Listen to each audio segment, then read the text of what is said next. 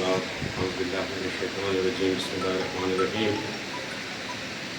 It is my privilege to express profound gratitude to His Excellency Ambassador Fatih Yusuf, President of the Pakistan-Egypt Friendship Association, Major General Muhammad Hussain, Senior Under Secretary at SIS, Major General Ahmed Kasab, Under Secretary at SIS,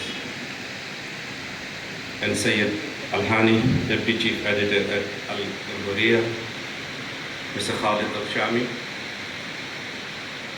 Senior Journalist Al-Masri Al-Yom, Dr. Hana Abdul-Fatah, Professor of Urdu, Mr. Ayman Amr, Journalist, Akhbar Al-Yom, and Professor Dr. Salah Ats. Your eloquent words are unwavering solidarity with the people of Jammu and Kashmir. They remind us that justice knows no borders and that humanity's conscience unites us in the face of oppression. I have a prepared speech in front of me, but I don't feel like delivering it today. I'll just make few remarks because I feel like saying them today. And as a national poet, Allama Muhammad Iqbal, Dr. Ats knows a lot about him and he has written books also. He said, "Dil se jo baat nikalti hai, asar karti hai," which means if you speak from the bottom of your heart, it will make an impact on the other person. Written speech is good, but I want to speak from my heart today. You all, thank you. You have already heard speeches from the esteemed speakers today.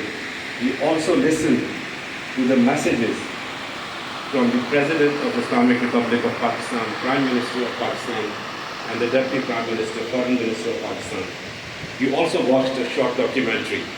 All the details you saw yourself. And most of you have been coming to this event for a number of years. Some of you may be here for the first time.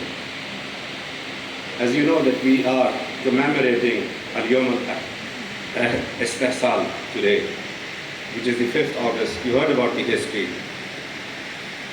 But this issue doesn't start from 5th of August 2019. It goes back. It goes back to 1947. In the similar way that the issue of Palestine doesn't start from 7th of October. It doesn't start from 1967.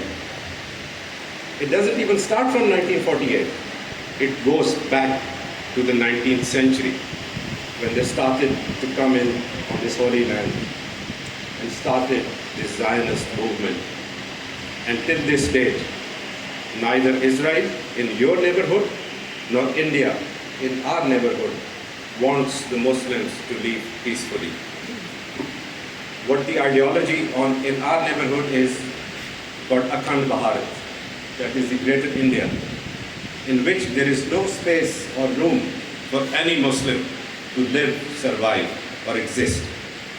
And in the similar fashion, here in your neighborhood, the Israeli playbook says Greater Israel, where there is no space for any Palestinian to live, exist. And we are seeing that example every day on our TV screens, in our mobile phones, in our newspapers, what they are doing to the Palestinians and what Indians are doing to the Kashmiris. I think there are so many similarities.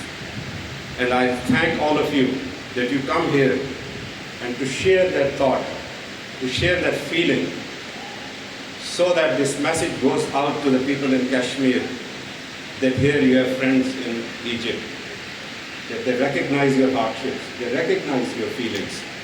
And in a similar fashion, message goes to Palestine, that you have friends in Pakistan, that their hearts are with you, their feelings are with you. Like, I would like to quote this famous song from this young Palestinian singer. I think his name is Muhammad Sahaf or something. He said, Ala ahdi ala dini, ana damme Palestini. And in the same way, I would say, ana damme Kashmiri as well. Ladies and gentlemen, There are only two countries in this world, and particularly in the Muslim world, that have defeated the menace of terrorism very successfully on defense forces. And the second is the will of the nation. Because if nation doesn't stand behind you, you cannot defeat such kind of terrorism or ideology. I foresee, as Ambassador of Pakistan in Egypt, having spent only 4 months here, that our relationship is growing from strength to strength. Most of you would have followed the news of the recent visit of the Chairman Joint Chief of Staff Committee, General Sahib Shamshad Mirza, to Egypt, where he had extremely successful visit and meetings with His Excellency Abdul Majid Sakar and also with His Excellency President Sisi.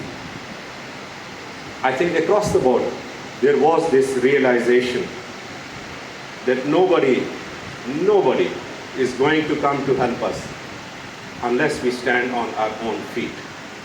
And Alhamdulillah, that is what Pakistan has done by standing on its own feet, by establishing our own defense industrial complex. And its result you all saw in the month of May, when our neighbor carried out an unprovoked aggression against our sovereignty, and how we defended our country, our defense forces and our nation together.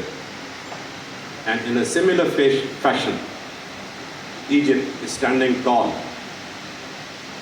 with its chest out, eye to eye, that it's a strong country and it cannot be messed up with. Everyone has to take seriously. My message in the end to all of you is that let us not forget what is happening in the Middle East. And also, let us not forget what is happening in South Asia. Middle East cannot be stable, cannot be peaceful, unless the issue of Palestine is resolved according to the wishes of the people of Palestine and in accordance with the two-state solution, in accordance with the 1967 borders. And in similar fashion, South Asia cannot be stable or peaceful unless the issue of Kashmir is resolved in accordance with the UN resolutions and wishes of the people. I once again thank all of you from the bottom of my heart for sparing your time, coming this evening, joining us to commemorate the feeling of not only Kashmir, but also Palestine. In the end, I will request all of you to observe a moment of silence. Just one moment of silence, please. Rise from your seats. Let us pay tribute to all those who lost their lives, their livelihoods, women and children, old and young, in Palestine.